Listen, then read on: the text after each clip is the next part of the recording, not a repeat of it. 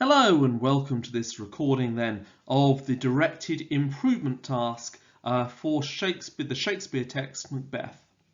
Today we're going to focus then on how you can improve your exam or assessment answers with a view to then doing better in the final test. So let's remind ourselves and of kind of how the question will be presented, plus the bullet points the exam board kindly give you as a bit of guidance. You'll be asked how a character or pair of characters is presented in the play, and then the exam board kindly reminds you that you should refer to the play as a whole and should show understanding of characters and events in the play. You can see then from the first bullet point it wants you to talk about the whole narrative or whole story from the beginning, the middle and the end. And you also need to show understanding of the characters and what they go throughout the story and the events that happen that are key to that particular character. So let's say if I'm asked about Macbeth and how they are presented or how he is presented, I might well focus on his first meeting with the witches, how he feels after killing Duncan, his second meeting with the witches, and finally his confrontation with Macduff. Those would then be the events in the play that I'd want to draw my quotes or evidence from. Here's a copy of the mark scheme then. As you can see, some parts are placed in bold. We have AO1 or Assessment Objective 1 focusing on your reaction to the play. For the highest level you need to be sensitive and evaluative. For the mid-level or pass grade you just need to engage with its key ideas and attitudes, and a grade 3 or level 1 basic understanding of the play based on general references to the text. So if you simply just retell the plot, that would be your level 1. If you can say how you think or feel about a character based on those events, that's kind of your pass grade. And if you begin to explore what's right and wrong about the way Shakespeare presents, or indeed how you really connect with the characters, chances are that's your level 5 for Assessment Objective 1 or AO1. For Assessment Objective 2 or AO2, it requests for the highest level you would need subject terminology. You would need, for a pass grade, analysis of language, likely to be there your quotes, and you'd need to talk about the effect created. How does that quote make you feel after reading it? Okay, for a basic level or grade 3, you need general comments made about language structure and form and basic reference to effects. By basic, I think the exam board is talking about single sentence answers. We've explained a quote in a single sentence. I think a grade 4 or grade 5 would likely see you explain quotes in maybe 2 or 3 lines of your exercise book. As you can see, I've colour coded 4 particular skills in 4 different colours.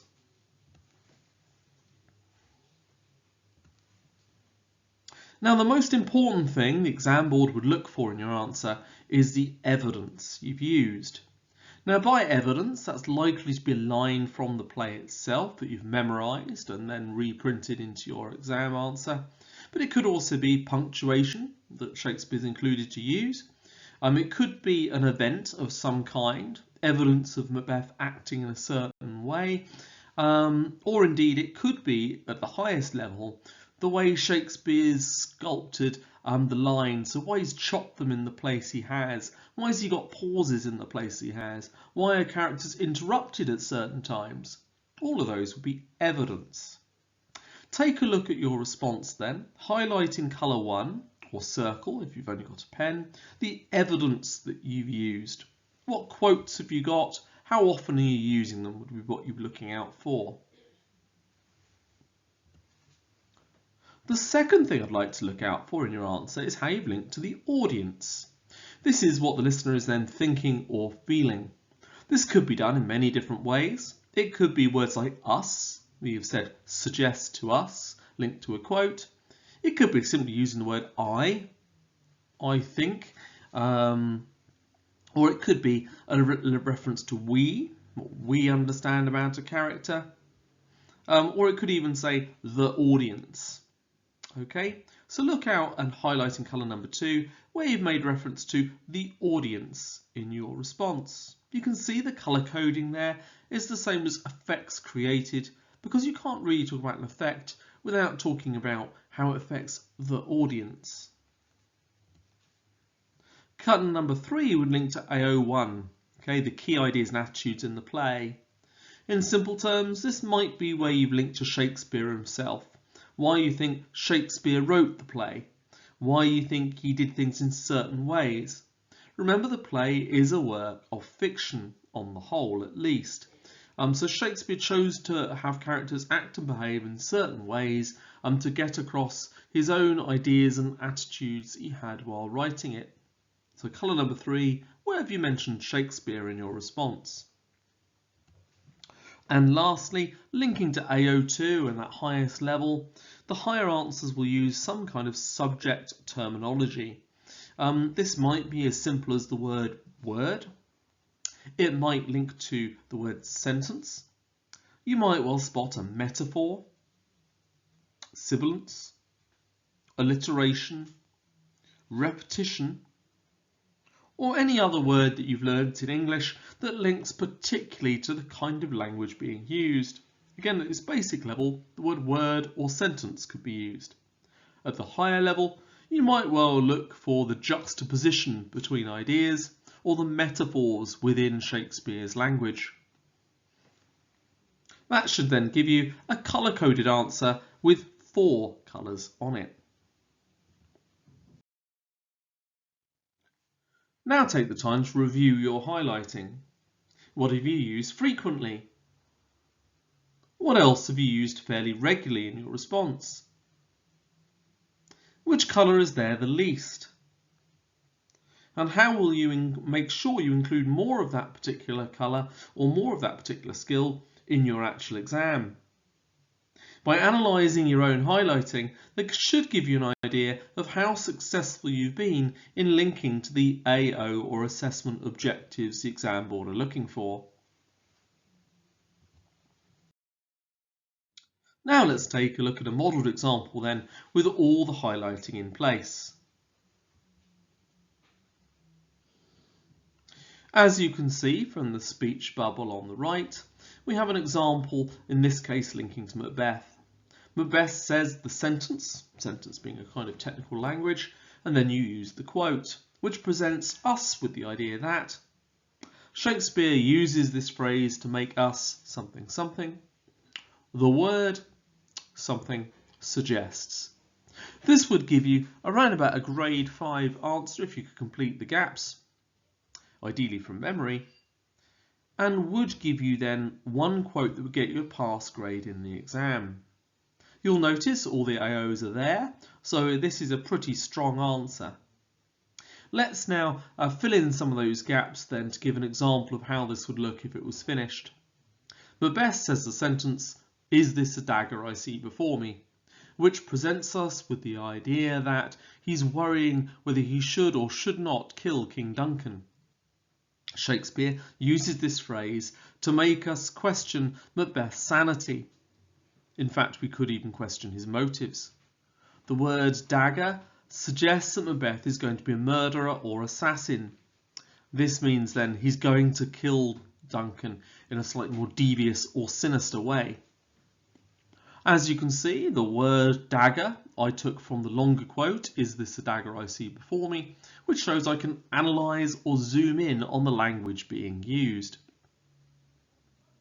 Now you've seen that example on how the colour coding would work in the ideal answer, please take a look at your highlighting in your own response and rewrite a paragraph adding more highlighting, adding more of the 4 key skills that you would be assessed on. Take some time to do this, make sure all 4 colours are there, and obviously highlight those as you write. Try and get the same order as the example, so try and go for technical language first, then a quote, then a link to the reader or the audience, then a link to Shakespeare or the writer, then a link again to the audience, then technical language, then zoom in on one word from the quote you used earlier, and then finally explain why that word was used or chosen. If you write that in full, you should find it's about 6 lines of your book long in average size handwriting. If all the 4 skills are there, you know you've got a fairly successful paragraph in front of you. Now, another common weakness in an exam response is making clear that you understand how a character changes through the narrative. Shakespeare deliberately creates characters that develop, change, or evolve through the course of the story. Your job as the person being examined is to show how and why that character changes. Now, this isn't as simple as just simply saying what happens at the beginning, middle, and end. So, for example, you could say, well, Macbeth meets the witches at the beginning, and then he kills Banquo in the middle, and then at the end he dies. That tells me 3 events at each part of the play, but doesn't really say why the character changes. Let's take a look at the boxes on the left-hand side to show an ideal answer linked to Macbeth. From the outset, we are greeted with a brave and valiant Macbeth, who is presented to us as the greatest Scotsman and loyal to the crown. He's a killing machine but fights for his country. Shakespeare does this to emphasise dramatic change later. Notice it links to the audience with the word we and goes on to explain why Shakespeare does it. Now, the next box goes on to say how Macbeth has changed, how he's developed, how he's transformed by the middle of the play. As the play develops, he's transformed into an ambitious, power-hungry man who hallucinates daggers and is willing to sacrifice everything he loves. Shakespeare does this to show us the way power and ambition can corrupt and destroy the most brave of men. As the play concludes, Macbeth is swallowed by his own blood and feels he has lost who he once was. He is aware that he is manipulated and wants to put to an end his charmed life. Shakespeare does this as he wants to feel the despair and loss that Macbeth has gone through. Notice that I use short quotes I happen to remember scattered through my answer, but the more important thing is that I'm saying what he's thinking, or what kind of personality he has at each part of the play, and why Shakespeare has him created this way, and what effect that might have on the audience. Each one of these boxes then would form the beginning of an answer. Obviously, I haven't analysed quotes, I haven't gone into detail, see the last screen for that, but I have entered my kind of section or paragraph headings, my starter sentences, if you will, for each section of my response. Using that, now please look at the boxes on the right hand side. You can see I've started off analysing Lady Macbeth at each part of the play. From the outset, we're greeted with a serpent, fiend-like Lady Macbeth, who's presented to us as. In that gap, I put down what Lady Macbeth is like at the start. Where it says she is a, I'd be looking for you to add a list of adjectives there to describe her personality at the start. Then say why you think she's presented that way at the beginning. Is it to suggest she's different to Macbeth, more evil perhaps? Are we supposed to sympathise with her at the start? Why does Shakespeare have a lady at this point in history behave the way she does at the start? Once you've completed that, move on to the next box. As the play develops, she's transformed into. Shakespeare does this to show us. Think about what she becomes by the middle, loosely speaking, after she's become queen. How is she different to the way she was at the start? Why has she changed? What has changed her? Then lastly, move on to the end box. As the play concludes, Lady Macbeth is. She's aware that. Shakespeare does this as. Think about why Lady Macbeth becomes almost insane, so unstable by the end of the play. What has made her that way? Why is she behaving that way? Why does Shakespeare have her die the way she does? Is that simply justice for the crime she committed? If you do this, this gives you a set of resources or set of notes that are more than likely to be used in the final test, being the fact you've got Macbeth and Lady Macbeth as the 2 key characters in the play itself. The last part I'd like to reflect on is how much detail you can go into on your key quotes. By key quotes, I mean those are the quotes that you feel you can say the best things about and give the most depth or sensitive evaluation to. Here on the screen is a quote we've already mentioned. Is this a dagger I see before me, the handle toward my hand, come let me clutch thee. Notice there are some bits in bold and in red. These are the parts of the quote that you might be able to explore in more detail. Why does Macbeth start with "is this"? What does that tell you about what he's thinking, what he's feeling, what he's questioning? What's important about the word dagger? Why did he choose this noun to talk about? What are daggers used for? Is that the kind of weapon we expect Macbeth to be carrying? And lastly, the word clutch. Looking a clutch up in the dictionary, I can tell you that it means to hold on tightly. You might well link that to desperation too. What's he desperate for? Why is Shakespeare using the word clutch in this particular part of the play? What does that suggest about Macbeth's motives? If you can do that, you brainstorm around the outside and give details for this particular quote. Then try to do the same for at least 2 or 3 or 4 other quotes that you need to remember for the test. If you can't dig into the detail of the language, please use my other revision resources for Macbeth to give you some quotes that are done for you. Thank you very much then for listening to this revision video looking at how to improve a Macbeth exam answer. Thank you very much for listening and good luck for the final test.